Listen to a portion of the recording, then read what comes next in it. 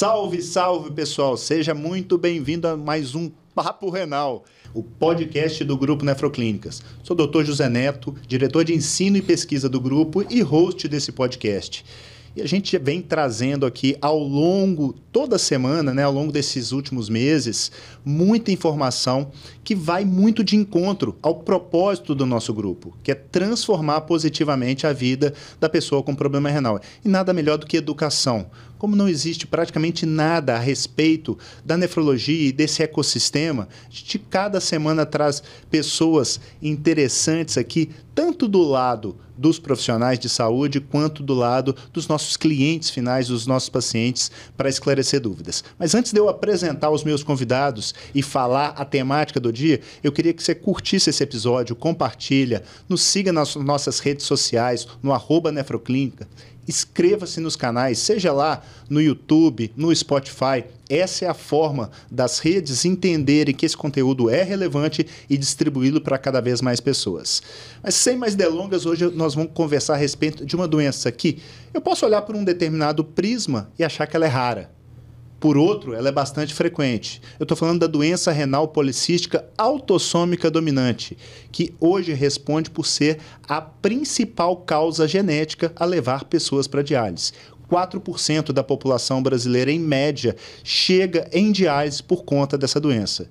E hoje eu recebo aqui meu amigo, irmão, sócio, Dr. Fernando Lucas, médico nefrologista, diretor do Grupo Nefroclínicas e que já está voltando aqui no Papo Renal, né, batendo pontos, né, Fernandão? Seja muito bem-vindo, temos muito a conversar a respeito dessa temática. É uma honra, né, Tom? O podcast tem sido aí um sucesso, extremamente esclarecedor. Espero poder contribuir para a nossa discussão. Maravilha. E também muito feliz de receber a Lucila Fernandes de Magalhães Pinto. Lucila é paciente do Dr. Fernando, foi diagnosticada com doença renal policística, é formada em contabilidade, mas atua atualmente como servidora pública. Descobriu o diagnóstico quando tinha 26 anos e toma o remédio Tolvaptan, que vai ser muito a temática aqui do nosso episódio, e esse trabalho belíssimo que você vem fazendo de ajudar e trazer as pessoas para colaborarem e resolver um problema não reclamando dele. Seja muito bem-vinda, é um prazer te ter aqui comigo. Muito obrigada, eu agradeço ter sido convidada, espero poder agregar muito aí junto com vocês, né, da parte que me cabe, e estou muito feliz de estar aqui. Maravilha. Fernando, deixa eu começar esclarecendo para a turma, não até nem o que é doença renal policística, eu acho que naturalmente você vai contar isso. Mas o que seria um cisto renal e qual que é a diferença desse cisto renal para essa doença que eventualmente pode evoluir até formas bem avançadas, a ponto da pessoa precisar de diálise, transplante, por aí vai? Cisto, Neto, são alterações que acontecem na estrutura renal. A melhor imagem que eu poderia criar aqui para a nossa audiência entender o que é como se fossem bolhas que acontecem dentro do rim. Então, essas bolhas, esses cistos, podem acontecer em qualquer idade. Elas têm várias formas de evolução, desde formas muito benignas, né? Vão ser eventualmente achados de exame. A pessoa faz um ultrassom, identifica um cisto desse, em boa parte dos casos não tem maior significado clínico, até formas que carecem de um pouco mais de investigação, de pesquisa médica. O cisto simples, que é o mais comum, em regra ele é muito benigno. Dificilmente isso vai trazer uma repercussão clínica para os pacientes. Mas a doença que você destacou, ela tem uma outra característica. Ela é uma doença que se caracteriza pela presença de múltiplos cistos, habitualmente nos 2 rins. É uma doença genética, a pessoa já nasce com essa condição e ao longo da vida essas bolhas, esses cistos vão crescendo tanto em tamanho quanto em número. Isso vai proporcionando um aumento progressivo do volume do rim e lá na frente, como a gente vai discutir a posteriori, isso pode trazer alguma repercussão na função do rim. Então, diferente do cisto simples, que é uma condição isolada, às vezes uma bolha única, a doença renal policística tem uma conotação bastante diferente. E ela tem uma característica de ser familiar, né? Você, Lucila, descobriu aí aos 26 anos ter a doença, mas tinha um histórico na sua família? Algum pai, irmão, tio? Ou foi um diagnóstico por acaso e você foi ganhou aí essa rifa às avessas de ter a doença renal policística? Minha família, eu já sabia da possibilidade de ter a doença, né? Minha mãe tem, o pai da minha mãe teve e ele faleceu na fila do transplante, então eu sabia da possibilidade, eu demorei, fui a última lá de casa a fazer o exame. As minhas 2 irmãs não têm a doença, então eu tinha certeza que eu não tinha. Então, para que fazer o exame, né? E aí, mamãe sempre querendo que eu fizesse, me procurando, falando, Lucila, vamos lá, vamos fazer o exame. E eu fiz um acordo com ela. Ela era nova, mas eu mandei ela procurar um geriatra. E aí eu falei, você chegou na idade do geriatra e eu cheguei na idade do nefrologista. E assim fizemos. Ela foi no geriatra, o geriatra falou que ela estava ótima. E eu fui no nefrologista. E aí ele me pediu um ultrassom. Eu fui fazer um ultrassom, mas com toda certeza que eu não tinha nada. Afinal de contas, minhas irmãs não tinham, né? Porque eu haveria de ter. E aí, quando eu fiz o ultrassom, o médico que estava fazendo o ultrassom até olhou assim, gente, um choquito. Deixa eu ver o outro rim. Nossa, também! E aquilo para mim foi um baque muito grande. Então, foi um baque tão grande que na outra semana eu apareci com herpes zoster. Então, para mim foi um baque muito grande, descobri que eu tinha doença e eles me pediram para fazer uma punção, porque eu tinha um cisto único, assim, vários cistos, mas um deles, ele media 10 centímetros. Eu falava, não tem como. E ele estava com muito líquido. E aí eu fiz uma aspiração, tirei 484 ml de líquido de dentro desse cisto, de um único cisto. E aquilo para mim foi me chocando, né? Eu fiquei pensando, nossa, minhas irmãs não têm nada e eu tive. Mas, enfim, eu já sabia da possibilidade de ter. E aí eu comecei com pressão alta, com algumas coisas. E eu frequentava uma outra clínica. Depois passaram-se um tempo, meus tios também tinham a doença.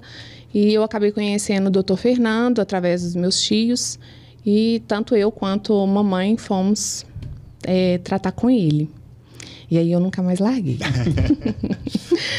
Ô, Fernando, me conta, e conta para a nossa audiência, a partir do momento que você tem um histórico familiar, que normalmente pode acontecer aquele caso isolado que a pessoa descobre, mas o mais característico é exatamente essa história que a Lucila está falando. A partir de que idade que a pessoa tem que se preocupar em fazer esses exames? Lucila fez tardio, poderia ter feito mais cedo. E o que você deixa aí de recomendação com relação a esse diagnóstico? Então, como ficou claro aí na fala da Lucila, a doença é uma doença, em regra, que acomete várias pessoas na família. Ela fez menção aí a tios, primos que tinham a doença. Voltando um pouquinho atrás e dando um certo recorte ao que você introduziu, nem todo cisto renal é sinônimo de doença renal policística. Então, isso é super importante que a nossa audiência entenda. A presença de um cisto isolado, ela não quer dizer que a pessoa tem essa doença que a gente está tratando aqui no momento. Essa é uma doença muito particular. Então, é uma doença genética e normalmente ela é herdada ou do pai ou da mãe. E numa mesma família, a regra é que vários entes daquela família sejam reconhecidos com a doença. Então, eu costumo falar que a gente não faz o diagnóstico de uma pessoa, a gente faz um diagnóstico de uma família. Como o gene, né, aquele gene alterado que vai promover a doença, ele vem ou do pai ou da mãe, existe uma chance estatística de 50% de transmissão da doença. Então, numa prole, num conjunto de filhos, a chance estatística é que metade deles tenham a doença. É claro que isso é um dado estatístico, em famílias individuais pode acontecer o que a Lucila ela destacou para a gente. Todos os irmãos terem, nenhum ter, parte não ter, mas estatisticamente, em média, essa probabilidade, essa chance de herdar o gene, ou como ele vem do pai ou da mãe, é de 50%. Como eu disse, uma vez herdada a doença, ela terá um curso inexorável. Então, o curso da doença se caracteriza pelo crescimento renal. Então, os cistos são essas bolhas, né? Por isso que a Lucila trouxe a imagem do choquito, né? No ultrassom parece aquele chocolate choquito, né? Então, aqueles carocinhos lá seriam equivalentes à presença do cisto no ultrassom, então a imagem lembra. Mas no interior do nosso organismo, o que está acontecendo é o crescimento do rim. Então, o rim vai crescendo muito, tanto assim que essa doença também, Natal, é conhecida como síndrome dos rins gigantes, ou doença dos rins gigantes. Isso não é nenhum exagero, porque o rim pode assumir tamanhos, volumes muito, muito acima do normal. E é exatamente o crescimento renal ao longo da vida que vai levar à perda da função. Entretanto, esse crescimento é lento. Então, eventualmente, você pode pegar uma criança que herdou a doença, você faz um ultrassom, pode não detectar nenhum cisto. Ele pode aparecer mais tardiamente, na adolescência, na vida adulta. Então, se a gente colocar como um ponto de corte, tá? Até aí 30 anos de idade, usando um método diagnóstico adequado, um exame de imagem adequado, a gente vai detectar aí essa presença na maioria dos pacientes portadores da doença. Além da imagem, exames de imagem, ultrassom, tomografia, hoje tem o recurso do teste genético. É possível, eventualmente, até se realizar o teste genético para confirmar ou para afastar a doença. Ter isso em mente, né, é muito importante, porque todo familiar de portadores da doença devem ser avaliados para a presença dessa condição. Eles devem ser acompanhados, que, como eu disse, dado o momento você pode fazer os exames, eles estarem normais e a condição aparecer lá na frente. E por que detectar? Por que a gente tem que pesquisar essa doença? Porque esse crescimento do rim, esse assombroso crescimento renal, leva à perda da função. E lá na frente, isso pode desembocar em uma necessidade de substituir o rim. Hemodiálise, diálise peritoneal ou transplante renal. Essa que é a importância. Tanto assim que hoje essa condição perfaz aí quarta causa de perda da função renal no mundo inteiro. Outro ponto super relevante, né, Lucila, que a gente vai falar, é que durante muito tempo existia uma certa limitação, né, e um certo desânimo, tanto com o reconhecimento e com o próprio tratamento dessa condição, dado que é uma condição genética e durante muitos anos não tinha um tratamento específico. Muitos médicos e muitos pacientes que ao longo do curso da condição desanimavam e não faziam um acompanhamento específico. Isso mudou, a gente vai conversar sobre isso. Um grande alento aí paira sobre a geração da Lucila, que é uma geração que felizmente está pegando uma forma de tratar essa condição. Então acho que nossa conversa ela é muito importante porque ela alerta para essa condição e traz também para os nossos pacientes essa possibilidade, né, de ser submetido aí a um tratamento que de fato muda o curso da doença. A gente vai detalhar um pouquinho mais à frente. Né? E eu queria trazer exatamente sobre isso que o Fernando está falando. Quando você diagnosticou, existia uma certa limitação terapêutica, principalmente do ponto de vista de ter um tratamento específico para a doença renal policística. Não que hábitos de vida, medicações eventualmente que vão ajudar ali no controle da perda de proteína na urina, não que eles não tenham o seu valor, mas nada que tratasse diretamente a doença renal policística e esse crescimento, por vezes assombroso, que isso pode acontecer. Como é que foi para você? E assim, na hora que você me falou do Choquita, eu falei, que falta de sensibilidade, né? Assim, você não ter um mínimo de empatia com aquela pessoa que está ali do seu lado. E você vê que você guarda isso até hoje. A gente tem muito cuidado, né? Guardo. A gente tem que lembrar, ter muito cuidado, né? Minha avó falava que é o grande ferrão do corpo é a tal da língua, né? Então, mas assim, como é que foi para você essa jornada inicial? Você conseguiu fazer alguma coisa efetiva que resultasse, aumentar o volume de ingesta de líquido, né? Tô vendo aí você com 2 copos de água, né? Sem contar a garrafa que está escondida. Está escondida. Conta pra gente um pouquinho a respeito disso. Quando eu descobri e que eu fiz essa punção renal, né? Que eu esvaziei o cisto, depois eu fiz em 2005, depois eu fiz em 2006. E realmente o médico falava que não tinha tratamento, que tinha que ir acompanhando. E não tinha ainda sobre a quantidade de água. Não existia essa terapia hídrica que hoje a gente faz. A minha visão da época que eu descobri é que não tinham muitos estudos com relação a essa doença. Então, a gente ia uma vez por ano, uma vez a cada 2 anos, e aí começava a aparecer pressão alta, começava a aparecer a coisa, e você ia tratando isso paralelamente. Mas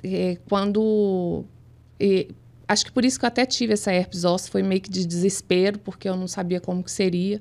E depois começaram a falar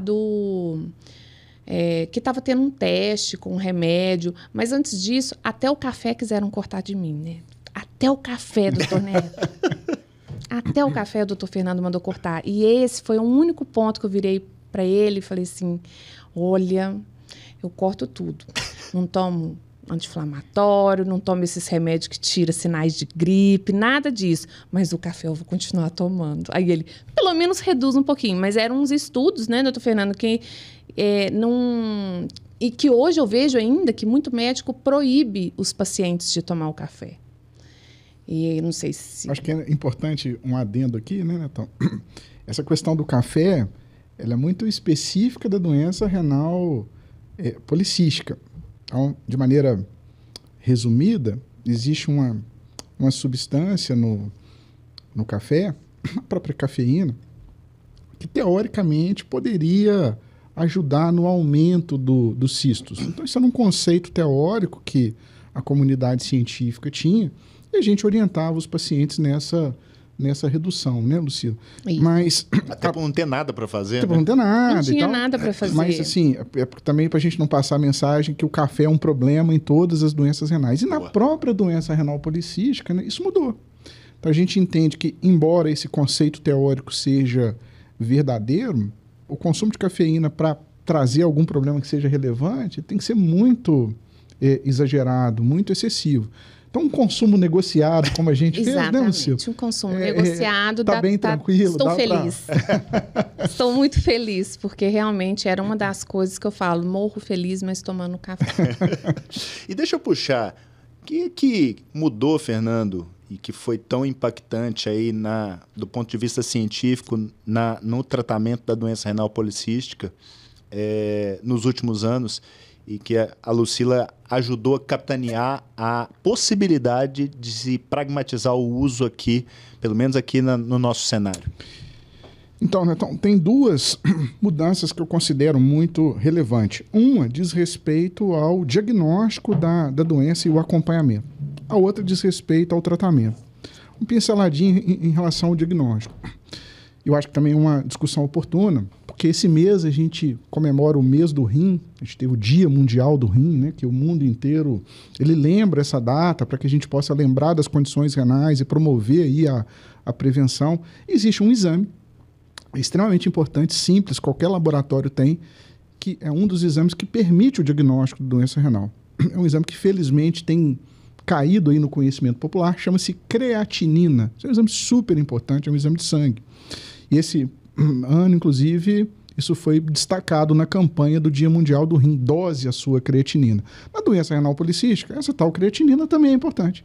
Nós, nefrologistas, a gente sempre usou a creatinina, tanto para o diagnóstico inicial e para o acompanhamento. Só que nessa condição existe um fator um pouco diferente. Por quê? Quando a creatinina sobe, o que já denota uma perda da função renal, o médico está atrasado no tratamento. A janela de tratamento ela pode ser perdida, por assim dizer. Por quê? Porque o primeiro fenômeno na doença renal policística não é a creatinina aumentar, é o rim crescer. Isso é um conceito extremamente simples, mas poderoso. Poxa, se o grande problema é o crescimento renal, nós vamos ter que descobrir uma ferramenta que permita captar esse crescimento. E se crescer, a gente trata antes da creatinina subir. E essa ferramenta foi criada. Então, é uma ferramenta obtida por exame de imagem, pode ser ressonância, com uma técnica específica, tomografia com técnica específica, mas que mede o rim, mede o volume renal. A gente chama isso, né, Lucila, de volumetria. E essa volumetria, a partir de um determinado grau de volume renal obtido por esse exame de imagem, a gente consegue prever quem que é o paciente vai evoluir mais rápido, com a perda mais rápido, e aquele que vai evoluir mais lento. Isso foi um passo super importante, identificar qual era aquele fator que tinha capacidade de predizer, né, de prever a evolução da doença renal. Aí pronto, beleza. Avançamos, conseguimos uma ferramenta capaz de prever e descobrimos quem são os pacientes que perdem função renal rápido. E aí? O que a gente faz a partir desse momento? Aí começa-se também uma corrida para se buscar um medicamento, porque de fato era muito angustiante, né, Neto, né, Lucila? A gente está lá no consultório, conversando com o paciente e sem muito o que fazer do ponto de vista específico.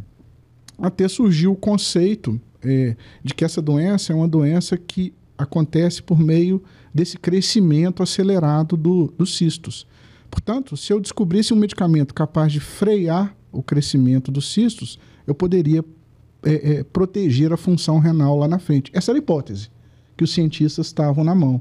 Trabalharam essa hipótese, vários estudos clínicos foram realizados, descobriu-se um medicamento chamado tolvaptan, que é um medicamento que tem capacidade de reduzir o crescimento dos cistos e, por consequência, o crescimento renal. E os inúmeros estudos clínicos, foram vários, muito relevantes, mundo afora, mostraram uma capacidade de reduzir esse crescimento. A partir desse momento que o remédio freia o crescimento renal, a gente consegue frear a própria perda da função renal. Isso foi um grande marco, né? Nunca tinha havido na história da medicina um remédio capaz de fazer esse tipo de ação.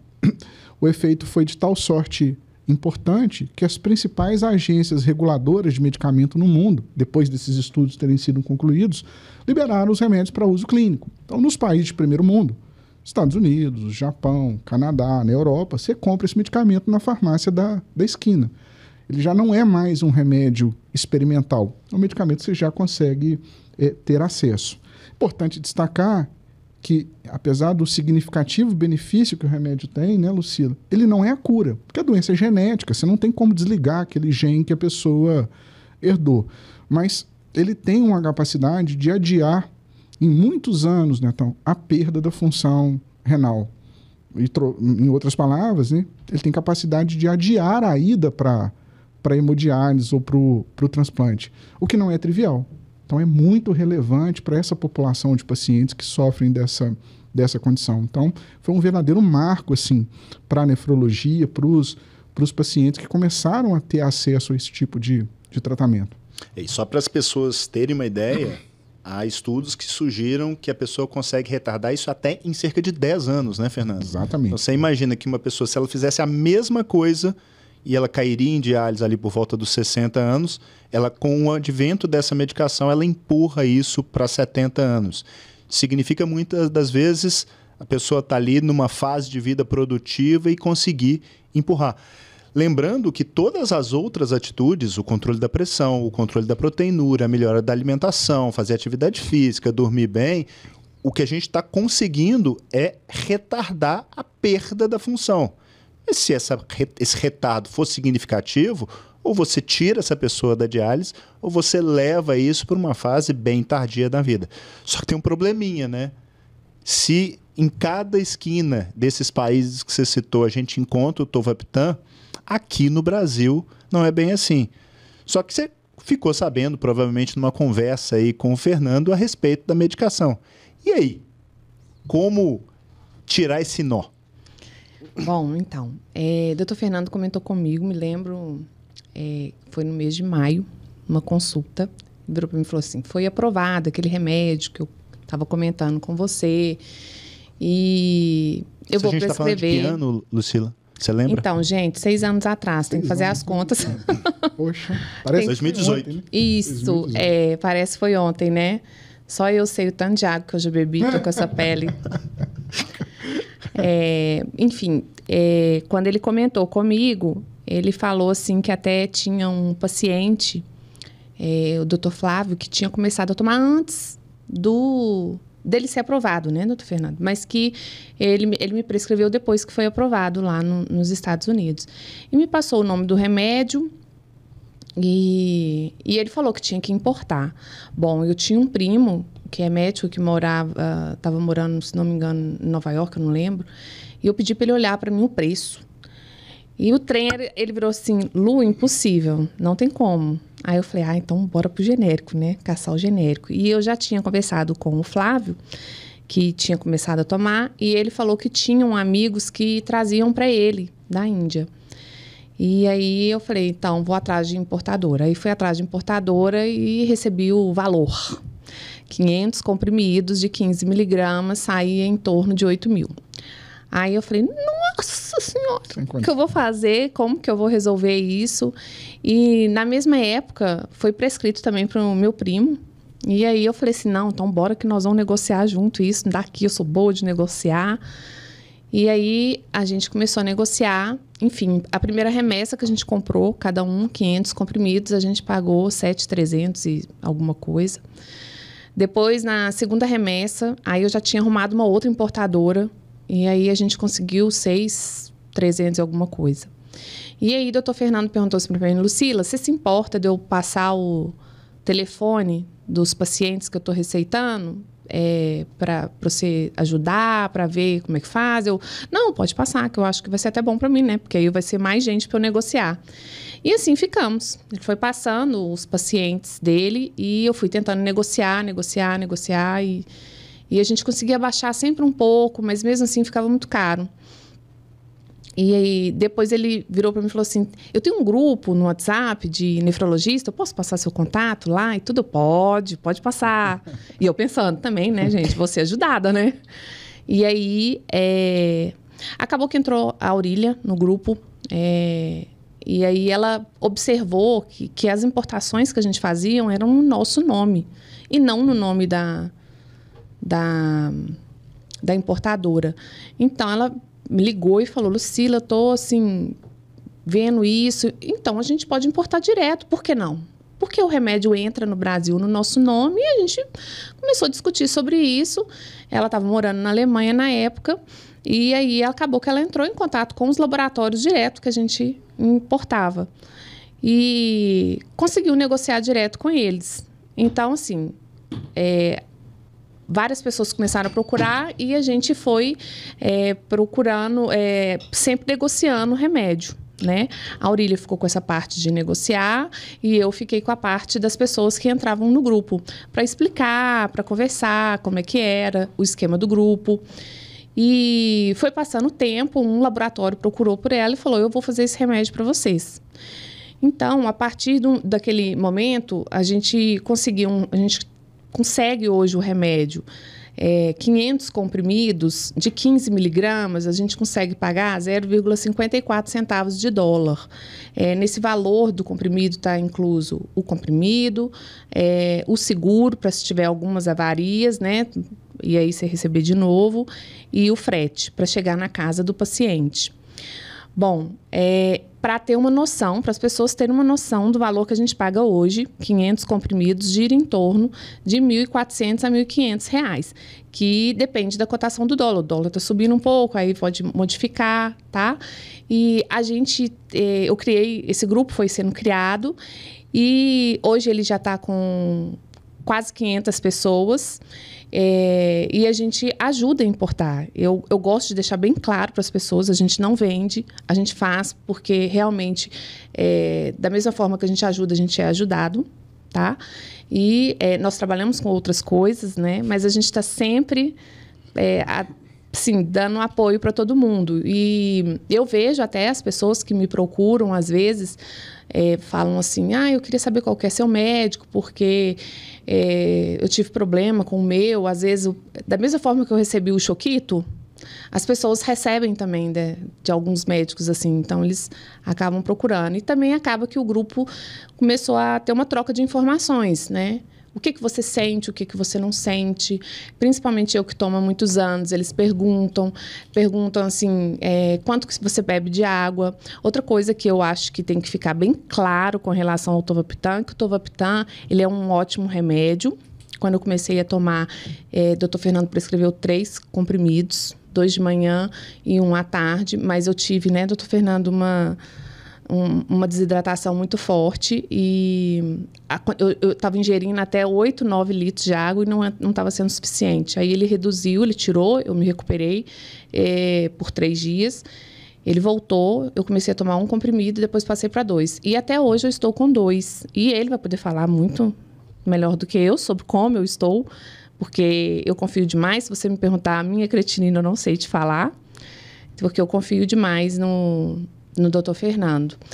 E hoje esse grupo, a gente ajuda a importar, são pessoas do Brasil inteiro, vários médicos do Sul, do Nordeste, do Norte, e a gente conversa também, mas eu deixo claro, eu não sou médica, né? Então, assim, eu passo a minha experiência com um remédio. Tá? Então, as pessoas acabam perguntando o que eu sinto, o que eu não sinto, a quantidade de água. Bom, gente, eu bebo de 6 a 7 litros de água por dia. Por isso que eu tenho essa pele maravilhosa, né? Assim, não sei se ajuda no cabelo também, mas, enfim. Eu acho que o remédio sozinho, eu tenho a impressão que ele... Né, doutor Fernando vai poder explicar, mas ele... sozinho, ele precisa da água. Porque se você não se eu bebo 4 litros e meio, eu já começo com aquela dor fininha de dor de cabeça, com alguns sintomas de desidratação. Mas esse é o meu caso específico. Tem gente que bebe 4 litros e se sente bem, não tem nenhuma desidratação. Entendeu? Legal. E eu queria salientar aqui 2 pontos. Primeiro, a medicação ela tem validação científica robusta. O fato dela não ter no Brasil não significa que não funcione. Então, deixar isso muito claro para as pessoas, que é super validado. E a segunda, te parabenizar. Porque, na realidade, tem uma filósofa que eu gosto muito, que é a Ayn Rand. Ela tem um livro que chama A Virtude do Egoísmo. E muitas vezes a gente olha para o egoísmo com um teor meio pejorativo. E, de fato, todos nós somos egoístas. Você fez para se ajudar. Mas o egoísmo, como bem colocado, ele ajuda muita gente. Ele vira compaixão. Então, parabéns pela sua atitude, porque definitivamente não é fácil e você está sempre com um sorriso no rosto, querendo ajudar e fazendo um trabalho que, eventualmente, você não tivesse comprado essa causa egoísta, muita gente talvez estivesse evoluindo mais rápido para finitude do ponto de vista de saúde renal. Então, fica aqui, assim, esse ponto meu aqui, acho que é para você ter muito, mas muito orgulho, viu? Então, e eu queria também dar um destaque para isso, porque essa foi uma condição que nós, médicos nefrologistas, durante anos, nos angustiou nos consultórios. Qual de nós, médicos nefrologistas, né, não ficou angustiado diante das famílias que eram acometidas com essa doença, sem uma possibilidade de tratar. E mais angustiado ainda, chegavam os pacientes. Então, aquele era um encontro de angustiados.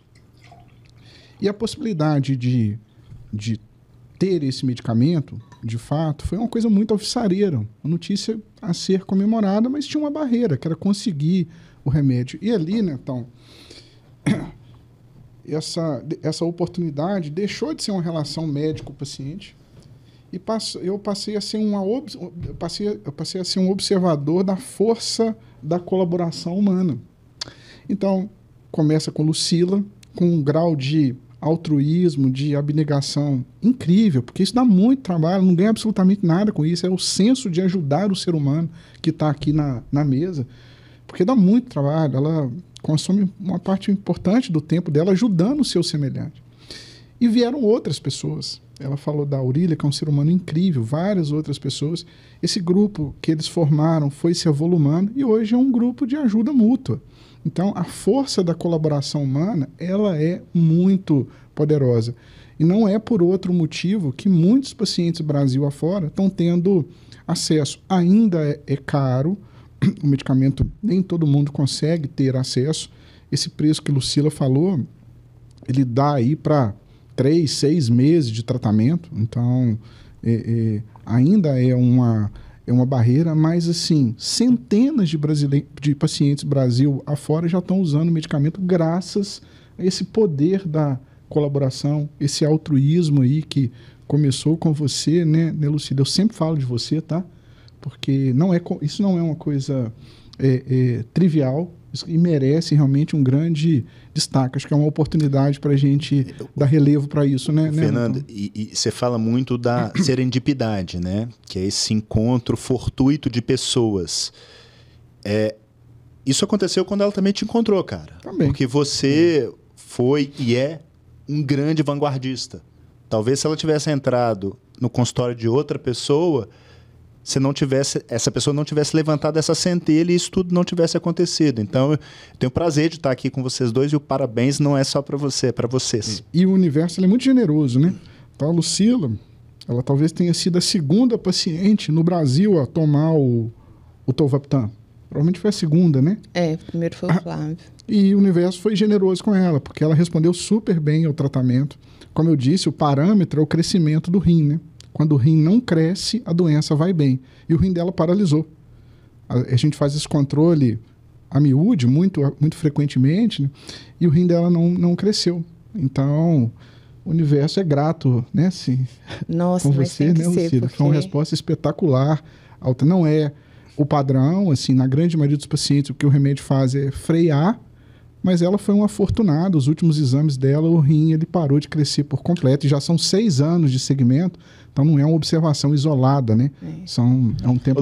Mas são 6 anos marcando água diariamente. Gente, esse remédio tinha que funcionar comigo, porque são 6 anos marcando água diariamente. Porque não adianta você falar, eu bebo aí 3, 4 litros. Não, eu marco diariamente a quantidade de água que eu bebo por dia. E só para o pessoal ter noção, quantas pessoas você tem nesse grupo que compram juntos o Tolvaptan?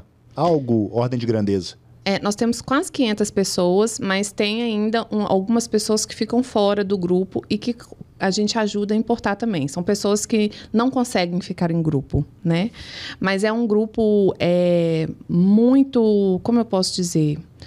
Eu fico em cima dele, né? Não deixo postar nada além daquilo. É uma curadora do grupo. É mais ou menos isso. Eu sou a chata do grupo, apesar das pessoas gostarem muito de mim, porque eu sempre estou dando um feedback do tempo que eu tomo. As pessoas chegam e me perguntam assim, Lucila, você toma tanto tempo, mas você bebe essa quantidade de água, como é que você dá conta? Eu falei, o remédio vai te ajudar a beber essa água, você não vai beber ela gratuita.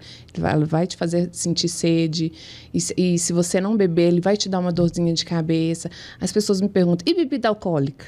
É uma pergunta frequente. Bom, eu vou até responder aqui, que eu tenho certeza que os leigos gostariam de saber, tá? Por favor.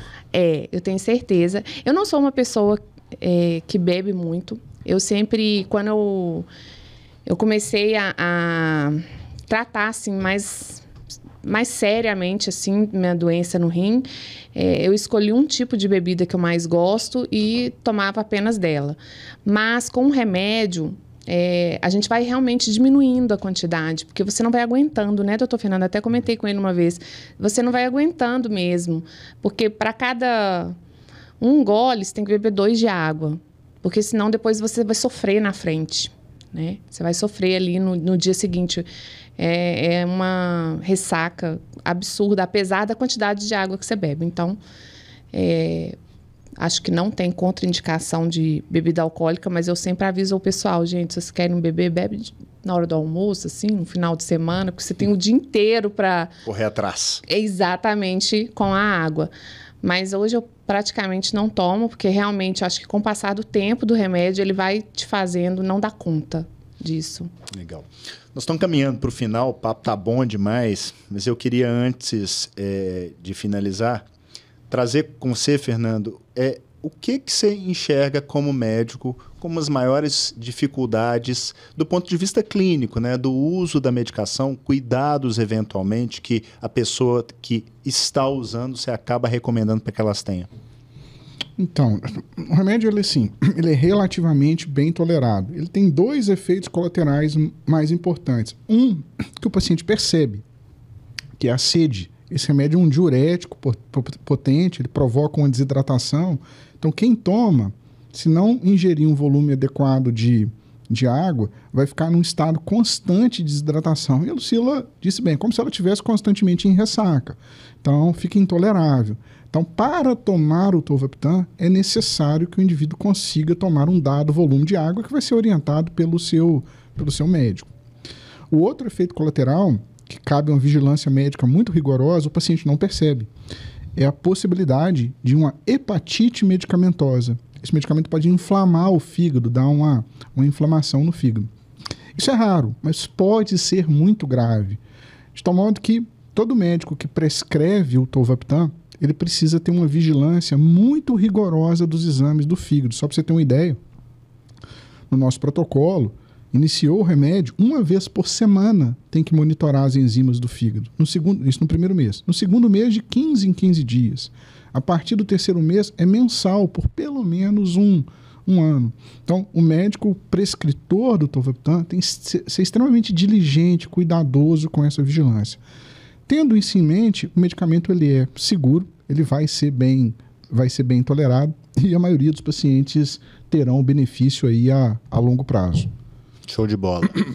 Lucila, para a gente fechar, você já falou uma das dúvidas, mas eu queria que você contasse para a gente quais são as principais dúvidas que essas pessoas trazem para você, que eventualmente nem levam para dentro do consultório médico.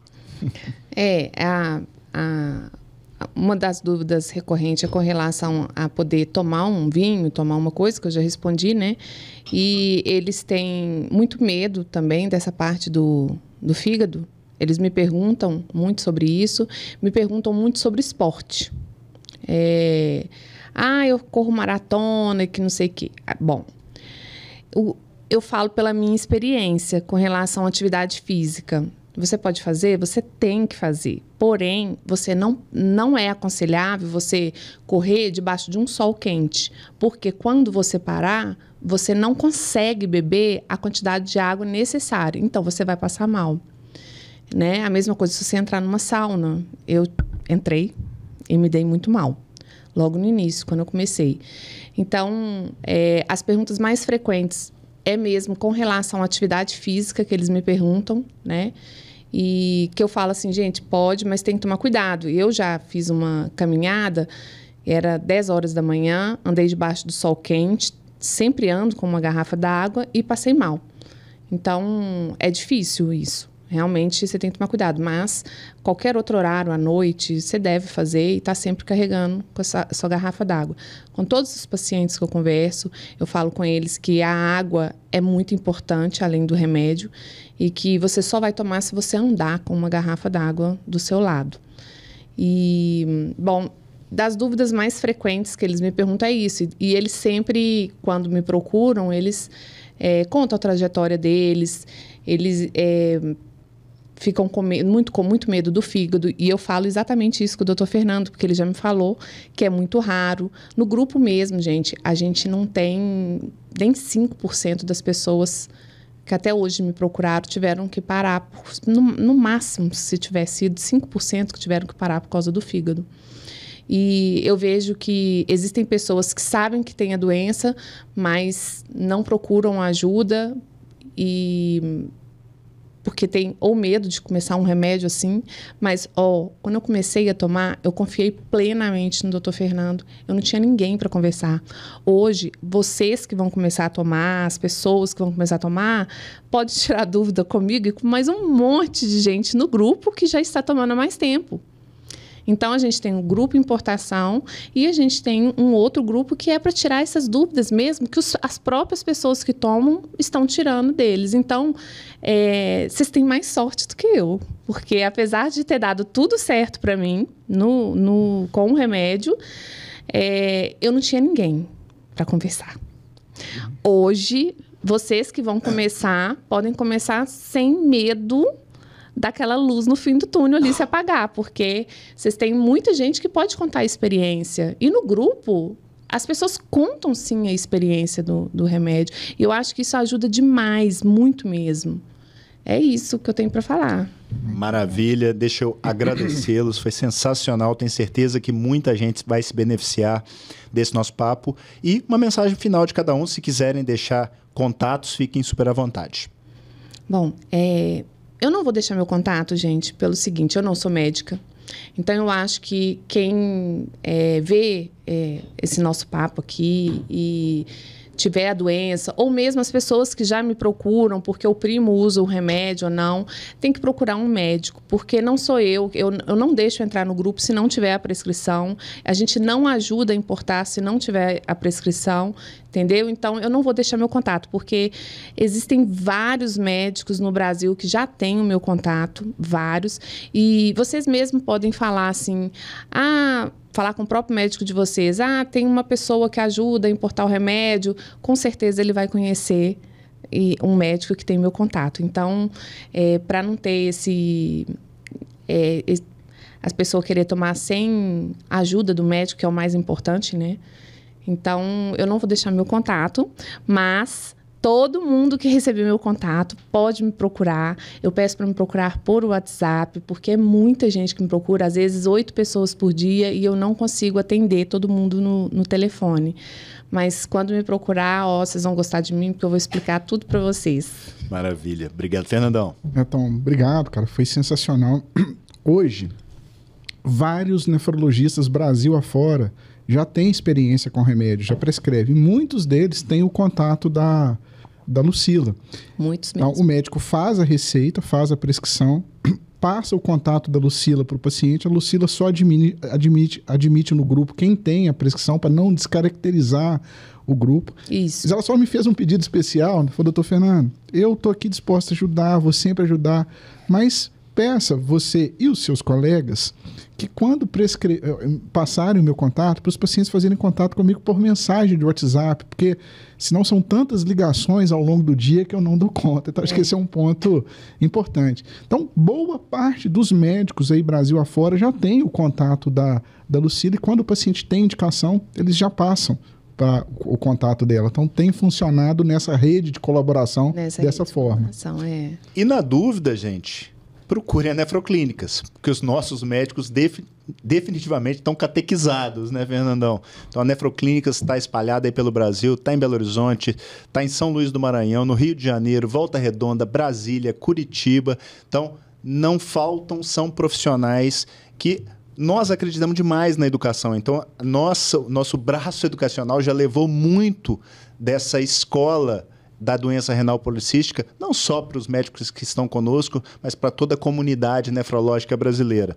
Então, se você gostou desse episódio, curte, compartilha, se inscreve no canal, ativa as notificações, tá aí no Spotify, vai lá, dá as estrelinhas para a gente. Isso é muito importante, porque afinal é dessa maneira que as redes sociais conseguem entender que esse conteúdo é relevante. Então, espero que vocês tenham curtido bastante, eu adorei o papo com vocês.